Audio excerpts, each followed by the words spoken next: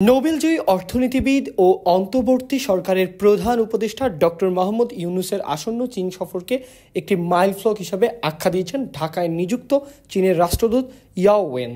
রোববার পররাষ্ট্র মন্ত্রণালয়ের পররাষ্ট্র সচিব মোহাম্মদ জসিম উদ্দিনের সঙ্গে বৈঠক শেষে সাংবাদিকদের মুখোমুখি হয়ে এই মন্তব্য করেন তিনি। এই ঈদে জামা জুতো অ্যাক্সেসরিজের ডিসকাউন্ট। চীনা রাষ্ট্রদূত বলেন, প্রধান উপদেষ্টার সফর নিয়ে আমরা ঘনিষ্ঠভাবে কাজ করছি, অপেক্ষা করুন এবং দেখুন এই সফরে গুরুত্বপূর্ণ ঘোষণা আসতে পারে, এটি একটি মাইল ফলক হবে। কূটনৈতিক সূত্রে জানা গেছে সবকিছু ঠিক থাকলে ডক্টর ইউনূস 26 থেকে 29 মার্চ চীনে সফর করবেন। তিনি 26 মার্চ দুপুরে চীনের উদ্দেশ্যে ঢাকা ছাড়বেন এবং বাও ফোরাম ফর এশিয়া সম্মেলনে যোগ দেবেন এবং সেখানে উদ্বোধনী বক্তব্য রাখবেন। 28 মার্চ বেইজিংয়ের গ্রেট হল অব দ্য পিপলে চীনের প্রেসিডেন্ট শি জিনপিং এর সঙ্গে বৈঠক করবেন ডক্টর ইউনূস।